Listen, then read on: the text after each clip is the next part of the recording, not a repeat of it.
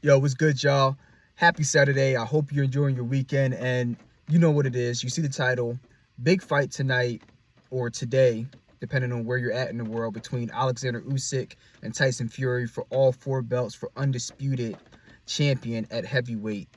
We haven't had an undisputed champ, I believe, since Lennox Lewis back in the early 2000s. So this is history right here in the making.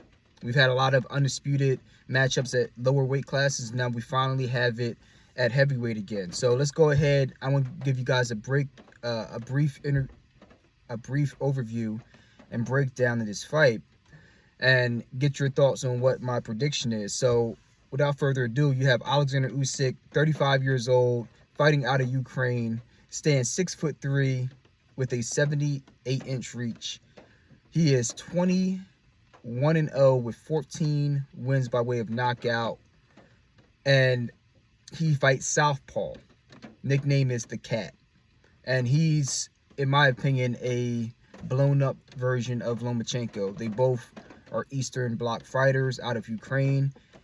Ironically, Usyk switched trainers to train under Vasily's father, Anatoly. So, look, a huge amateur pedigree, over 300 plus fights, not that many losses. He's the real deal. He was undisputed at cruiserweight, and now he's trying to be undisputed at heavyweight. I would say he might be the best cruiserweight of all time.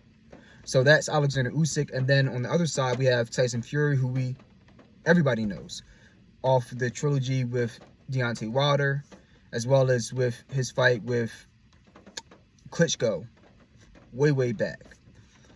So you're talking about Tyson Fury, 34 years old. He is 34-0 with one draw, 24 wins by way of knockout.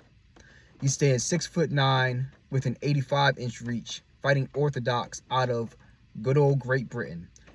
Nickname the Gypsy King. So you look at both of these guys, and let's look at the past 6 fights for each guy. And we look at Usyk, last 6 fights, going all the way back to Tony Bellew in 2018. He beat Bellew at cruiserweight, stopped him in the 8th round, I believe. He beat Chaz Witherspoon when he moved up in weight to heavyweight. His original opponent either got injured or backed out. So Chaz Witherspoon was his first test at heavyweight, followed by Derek Chisora in 2020 during lockdown. And then he fought Joshua twice, beat him very convincingly in the first fight, and then beat him less convincingly, but I would say probably 8-4, beating Joshua. Some might have it 9-3, but I had it 8-4 in a more competitive matchup. And then he beat Daniel Dubois in 2023, last August, by stoppage. And some people thought that the body shot he got hit with was legal. Some thought it was low. So there was debate about that, but what is not debatable was, outside of that one shot, he was dominating the fight, controlling it. So he's looked very strong in his past 6 fights, especially against Joshua, who, in my opinion, is the other top heavyweight in the division right now. And then we look over at Tyson Fury, last 6 fights, going back to Otto Wallen in 2019. Okay, he's a guy. And then he had Deontay Wilder, the second fight in 2020, right before lockdown, stopped him, TKO stoppage. And then that was the one where the trainer that Deontay Wilder fired, he threw in the towel, which he should have in that fight. And then the third fight where Deontay Wilder got stopped by Fury. And then we have Dillian White in 2022, TKO stoppage, big uppercut.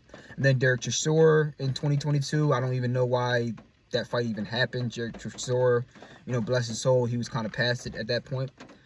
And then Francis Ngannou in 2023, a fight that I think he probably earned a draw in. If not, maybe he won by a round, but he did not look good in that fight and got knocked down by a newcomer in Francis Ngannou. So it's been up and down, Jekyll and Hyde with Tyson Fury. And coming into this fight, he's been uncharacteristically quiet leading up to this fight. Now, he's made little comments here and there, but going into the fight, he's been very respectful the whole time. That's one thing I noticed, which he never is, unless he if he's only disrespectful if he doesn't really think that you can compete with him. He's only respectful when he thinks you really are trash, like it's not even comparable, or if you bring some skill. If you're somebody that's kind of like hovering close to him, but he thinks he's better than you, no, he's gonna be yap. And then you had the incident with his father headbutting the kid, the Ukrainian kid, and not even hurting him, and he came out with a bloody skull. It was just a bad look overall. And then Tyson Fury, during the last presser, he wouldn't even make eye contact when they asked the two to face off.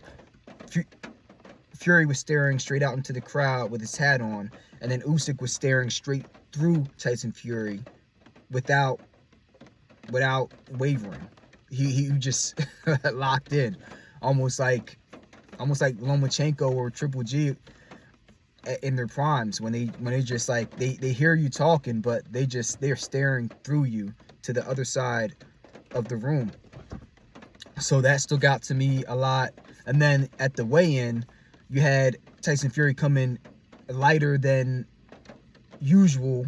As of his recent fights, he came in at 262 on the scales, and then Usyk came in at 223, even though it was mistakenly announced as 233 at the weigh-in. So he's coming in at his normal weight, and that's in the same vein as some of the heavyweight greats, some of the smaller guys, I guess, if you could think of them that way, going from Mike Tyson, when he used to be around like 218, 220, and he was shorter than Usyk, but with the same explosiveness, if not more explosiveness than Usyk, and the power that Usyk doesn't have, but Usyk has the skill. And then you look at even George Foreman. He was the boogeyman, maybe the hardest hitter of all time, but he weighed around 220 to 225. So he's at a good weight. He looked healthy. Tyson Fury looked healthy. So that's something else. Now, let's go ahead and look at the tail of the tape between these guys and what they both need to do. So keys to victory for Oleksandr Usyk would be movement. That movement in and off of the center line. So center line here, he's constantly moving left and right off the center line, eluding that jab, getting inside to mid-range and close range, and then going to work and doing what he wants to do. So that's one key to victory. Second key to victory, again, be defensively responsible, which goes back to the head movement, because he has a long torso. So that head movement, in addition to getting his head off the center line, he's also able to move his body off the center line. And I think he has a habit of keeping his hands up when he's kind of squared up with you. But when he moves off the center line, then he starts to cover up some of those weak points. And that's been a narrative, a storyline going into this fight, is he strong to the body or not? And then third would be apply pressure early and often. Don't allow Tyson Fury to get comfortable, get a rhythm going, be able to sit back at the end of that jab and just keep you at range and just make it a very boring fight where he's just moving around and not having to do much and making it a messy fight, so to speak. So apply pressure early and often with that jab and get into his head. And then for Tyson Fury, the keys to victory for him, first and foremost, would be the jab. He has to establish his jab early and make it something that Usyk has to worry about, because if he doesn't, it's going to be trouble. Second, body work. I mentioned the body with Usyk and how it's a possible question mark. I think it's overblown, but it's certainly where you want to attack him if you're trying to establish a good fighting plan. So I would go to that body early on and build off of some of the things that Joshua was doing in the second fight. And he had success when he went to the body. He just was a little gun shy with following up because, again, he knows that missiles are coming back. 1, 2, 3, 5, 10 punches are coming back. And then third would be distance. Establish that distance, because your footwork is not where Usyk's is at. So you want to use your size and your length to establish and maintain distance, because if you can do that, you win. If you don't do that, it's problems. So let's go ahead and look at our attributes and then break down who's going to win this fight. So you look at speed, that goes to Usyk. He's a smaller guy. He was the faster guy even at cruiserweight, and he's maintained that speed advantage, especially in his feet at heavyweight. It's become even more of a disparity in terms of the footwork between him and his opponents. So even though Tyson Fury, he has good speed and footwork for a guy his size, he's not as fast as Usyk. So that's going to go to Usyk. Power, that's going to go to Tyson Fury, but only because Usyk doesn't have a lot of power coming up in weight. Kind of like Lomachenko coming up to I believe 135 he was fighting at. Yeah, I mean, he just didn't, everything else is there, but the power is not. Tyson Fury, good power, but not great power. And outside of Deontay Wilder, who is like a stationary target, who are you really stopping in vicious fashion? I mean, Derek Chisora, that doesn't really count. He could barely fight at that point. Dillian White, again, stationary target, head on the line, no foot movement. Otto Wallen, unanimous decision, didn't stop him. So I think he has good power, but it's not that one-punch KO power that a Klitschko had, or Deontay Wilder had, or an Anthony Joshua has. So that one goes to Tyson Fury, but Usyk has been hit by Derek Chisora with some clean shots in his second fight at heavyweight, and he held up just fine. He took a straight right. Might have been a straight right from Joshua, and it didn't hit him flush on the chin. It hit him on the chest and then partly on the chin, but he ate it, and that's in the 9th or 10th round. Ate it. So I don't think that whatever power Fury has is going to surprise Usyk quite like people expect him to, which is why, again, I say go to the body. So power goes to Fury. Footwork, I alluded to before, goes to Usyk. This one's not even close. And I think that Tyson Fury cut weight to try to gain some of his agility back in his legs, because I think the legs are going. I don't think they're going yet. That's a question mark, but they are for sure going.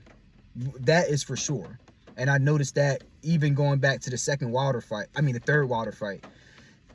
I mean, he came in big because he wanted to take the power shots, but also blowing up in weight and coming back down between fights, I think it's starting to finally catch up with him. He wasn't really that mobile against Dillian White or Derek Chisora, and he definitely wasn't mobile against Ngannou, and he got knocked down because of it. Now, I don't think he prepared like he should have, but I also think a part of it is the legs are starting to go as well. And the legs have not started to go on Usyk yet. And if they have, it's not discernible yet. Similar, I keep going back to Lomachenko. If either one of those guys have lost anything in terms of their foot speed, it's not detectable yet. So footwork to Oleksandr Usyk. Defense, Oleksandr Usyk.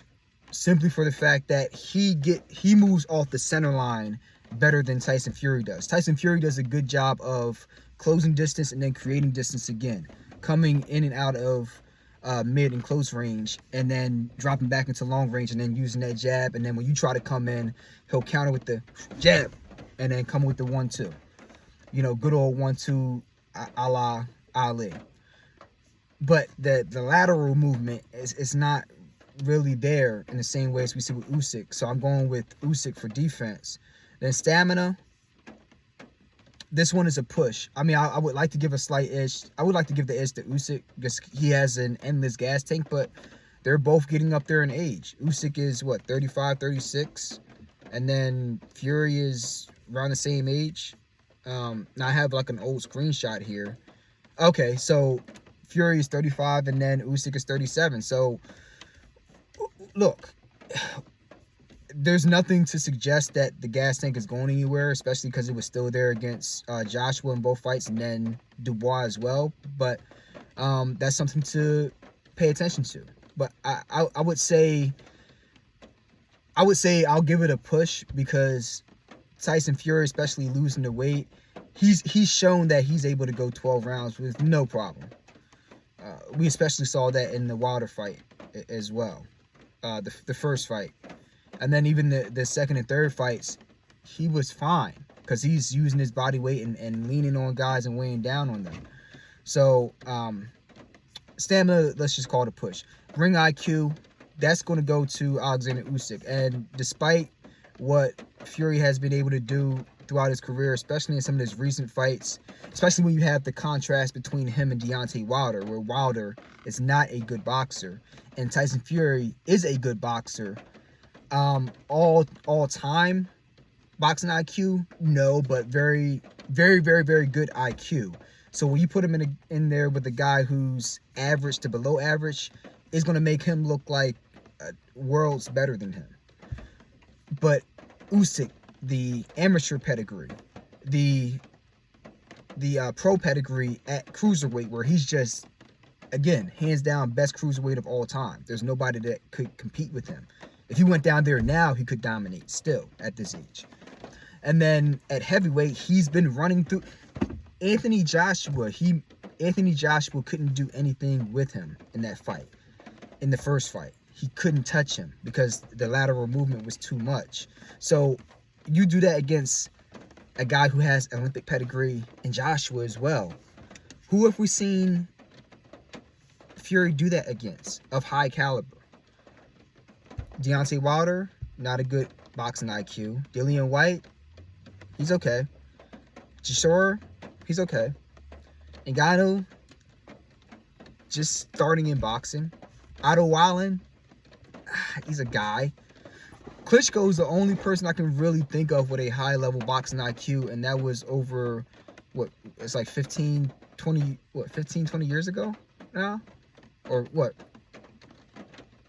Where, I don't remember the day, or year, but it was a long time ago, and that was an ugly fight. It wasn't really him outsmarting Klitschko as much as it was him using his reach, and Klitschko just couldn't close that gap without paying the price. It was the first time Klitschko had fought in somebody that big, and I think that Fury had a good idea of who Klitschko was, but Klitschko didn't really know who Fury was. I mean, like, Fury, he's preparing for years. He sees Klitschko as a top dog, whereas you have a guy with an awkward style who's also the first guy who's taller than you and has a longer reach than you. I think it was a good matchup, and that's why he was able to win it. But it wasn't because he just boxed circles around him and he was playing chess and Klitschko was playing checkers. Not at all. So I'm going to give the IQ to Usyk. Experience, I'm going to go slight edge to Usyk. I think that he clearly has the better resume at cruiserweight as well as in the amateurs as well as at heavyweight. But I think that the wars with Deontay Wilder, they let Tyson Fury know there's nobody at heavyweight that's cracking harder than Deontay Wilder, and I know that I can take that power. So I know that I can get away with certain things now that I might have been hesitant to try before. Because I had faced Klitschko, but you're talking about an older Klitschko as well as a guy who has like a straight up and down style, no lateral movement. Versus Deontay Wilder, he's not, the boxing IQ isn't there, but the athleticism is off the chart. So he's moving side to side, trying to get off angles, but he doesn't know how to do it properly. But just the fact that he's able to jump from one spot to the other and put that pressure on you, that experience, along with taking the heavy shots and then getting back up to deal punishment and then stop him in the next two fights, that is irreplaceable experience. That being said, Usyk, the way he was able to school Anthony Joshua 2 times at a point where Joshua had just gotten his stuff back together after losing to Andrew Ruiz, and then he got the rematch victory, and he was back on track to run into Usyk, and for Usyk to be a complete buzzsaw, being the smaller fighter, right? 6'6", 81-inch reach. good Olympic pedigree, very, very good jab. Not all muscle bound like he was when he fought Andy Ruiz, back to being lighter and more mobile.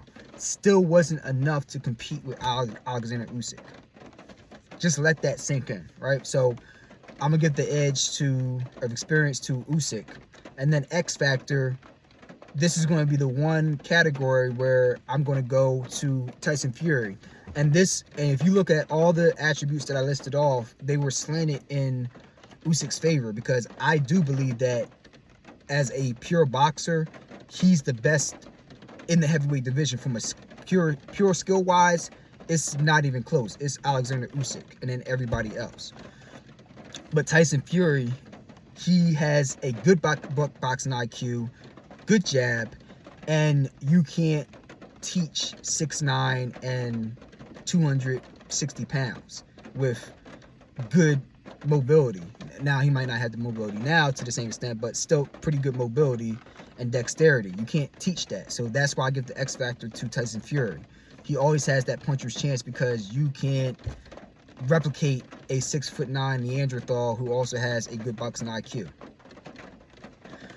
But overall, I have 1, 2, 3, 4 rounds, 5 rounds. I think 5 rounds to 2 for Alexander Usyk. 2 of those rounds being closer with stamina and experience. But I have it 5-2 for Alexander Usyk. And I think Usyk wins this fight. I see this fight as pretty straightforward. If Alexander Usyk is able to, if he has the same stamina and he's able to establish his head movement and his jab early, and his feet are there like they have been the past 5-6 fights, I don't foresee this being a difficult fight for Usyk. I just don't. If he's not able to close distance early, and Tyson Fury, losing the weight allows him to gain his legs back just enough so that he's able to turn and keep him from going off the angle consistently, and he's able to keep him at range, then I think that Tyson Fury will win this fight. I just don't see that happening. But those are the 2 scenarios. If Tyson Fury is not able to keep him at range, and he's not able to establish any work to the body, he's not competitive in this fight. If he is able to establish at least one of those things, then we have a 50-50 fight. If he's able to establish the body work with no jab, but he's just able to be dirty, leaning on him, use his weight, try to tire him out, this fight can flip completely the other way around. If he's not able to get to the body, but he's able to at least just establish the jab and just stay away, kind of like the same way he did with Vitaly Klitschko for 12 rounds, then that's another avenue for him to win the fight. I just don't see him pulling it off with a guy with this level of movement and footwork. I think that the 3 ways that Usyk is going to have success against Fury is by controlling the center line, especially with the up jab. So we saw that a lot against Anthony Joshua's jab, when Joshua was lazy with that jab, throwing it out and leaving there, which Fury has a tendency of doing. Alexander Usyk would slip to the left, slip his head to the left, move to the right, and then throw that up jab right on the inside of his jab, and you don't even see it coming. So that's where he gets guys. It's not that he punches hard, it's that a lot of the shots, he moves, nothing comes. He moves, no punch comes. He moves, boom. Okay, that's not crazy. Boom, moves back, nothing. Boom, bam, another punch comes. And then by the 4th or the 5th time of that happening, it's like, well, I can't keep affording to keep getting hit with these. These are adding up. And it's the accumulation that gets you. So controlling the center line, counter punching, taking away that jab, which I just mentioned with that up jab, and then the movement off the center line and changing angles, and then 3, setting traps. So like I said, with that jab, setting the traps, that straight left, Tyson Fury had a cut on his eye in training camp, and the fight had to be pushed back, I think, a month because of that. And it doesn't look healed up even now. If you saw the press conference and the weigh-in, there's still scar tissue here, and that's from the Otto Wallen fight back in 2018, and I don't think that's ever healed up, and it's just going to be a reoccurring cut. So you have a southpaw, and the straight left is the one thing you have to watch out for. It's something that you got hit with against when you it's something you got hit with going against, for instance, Ngannou, who's not nearly the boxer that Usyk is, and he doesn't have the footwork Usyk has. And Usyk, as with many southpaws, that straight left is coming, especially with those Eastern Bloc fighters. Change the angle, and as soon as you step off, that straight left, you don't know when it's coming, and you keep targeting that right eye. That could be another thing that makes this an interesting fight early on if that cut opens up. So that's the way I see it. Let me know what you guys think, and I'll just leave you guys with a few little gems, little notes. So Tony Bellew, who fought Usyk at cruiserweight, he said, this is what he had to say about Usyk. He said, as long as Usyk sticks to his game plan, I don't see him being defeated in any way, shape, or form. The only reason this fight is 50-50 and is so close is because one man is 6'8" and almost 20 stone, and one man is 6'3" and 15.5 stone. That's the only reason why it's close, right? And that's the point that I made as well. And that's what I was thinking even before I read this quote from Bellew. And he said, now imagine if Alexander Usyk was the same size as Tyson Fury. This wouldn't even be spoken about. It wouldn't even be close. And mind you, where is Tony Bellew from? He's from Great Britain. That's one of your countrymen. If they want to see Britain win, they don't want to see Tyson Fury lose, even if they don't necessarily like Tyson Fury, but they're calling it like they see it. Even Derek Chisora, and he's a really good friend of Tyson Fury. They've had the 3 fights, right? They're close, and he said from his fight with Usyk in his second contest is at heavyweight, Fury is in great shape, and he needs to go after Usyk and not let him settle in. And that's what I said as well. Chisora, he also added, I personally think, and I want, by the way, the British guy to win. Usyk is a very clever fighter, but Fury can make his size matter in this fight. He will have to use that size and weight advantage, and he will need to walk Usyk down to beat him. He can't let Usyk use his footwork advantages. And that's how the fight's going to play out, to a T. If he's able to cut off the angles, this can be a competitive fight. If he's not able to, which I anticipate happening maybe by the 5th or the 6th round, then it's going to be a decision for Usyk. And we look at fights like, I want you guys to think of 2 fights. The first being an undisputed matchup that happened, I believe, what 2 years ago now? Anywho, between Devin the Dream Haney, his name has been popular as of late, and Vasyl Lomachenko. And Vasyl Lomachenko blown up lightweight. So he's fighting him at 135 for all four belts that Haney had beaten Kambosos for. And he came in there and he won that fight. I thought he won that fight 7-5. I think first couple of rounds, I think he won. And then in the middle, Devin Haney was able to establish some good things, establish a jab, land some good body shots on Vasyl Lomachenko. But then as we got towards the championship rounds, Lomachenko started to turn it back up.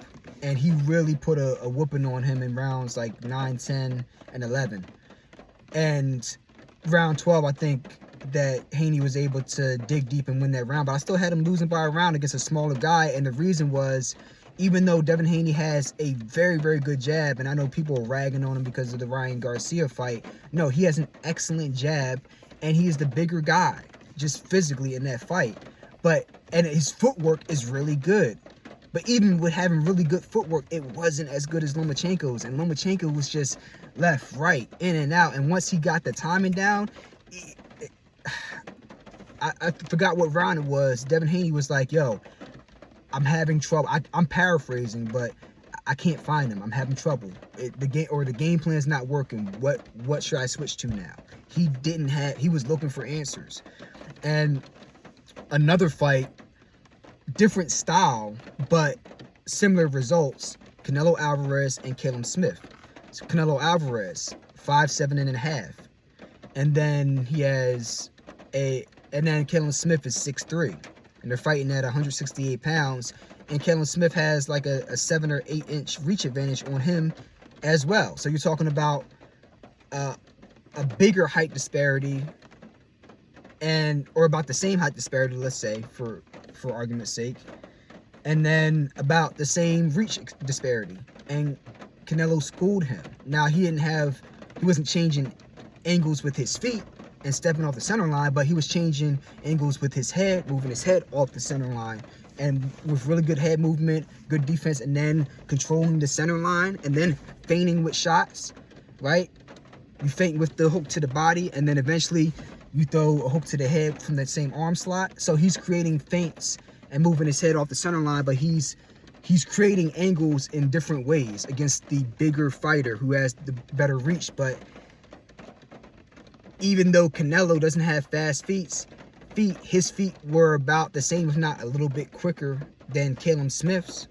So even though he wasn't able to do the same things as Lomachenko or Usyk do, he was still able to outmaneuver Caleb Smith, and he's able to control the center line with better defense, better head movement, and better boxing IQ. It wasn't a competitive fight, even though the taller, lankier guy he should have had the advantage. And Caleb Smith has a very good boxing IQ, and he has solid to good power. He's knocked out some pretty good opponents, including I think he knocked out Indom. He knocked out Indom. He knocked out a couple other guys. Of note. So, I mean, look, I just see this as you have a shorter jackrabbit with a very high ring boxing IQ against a taller, lankier opponent with a good boxing IQ, but not as good as the jackrabbit's IQ, and he can't athletically keep up with him when he's changing head slots and using his feet to flank you by cutting off, taking different angles on you. I just foresee it being a problem. So unless he's able to catch Usyk unless he's able to establish that jab, establish range, and then be able to feel comfortable enough throwing some of those throwaway lead hooks that he uses to step in and set up a 1-2. He's not able to establish those things. It's going to be tough, because I think this is the first opponent he's faced in a while, if at all, that has any lateral movement, let alone to this degree. So that's why I'm going with Usyk in this fight. Let me know what you guys think, and hope you enjoy the fights, and we'll talk about it after. Catch y'all on the next one. Peace.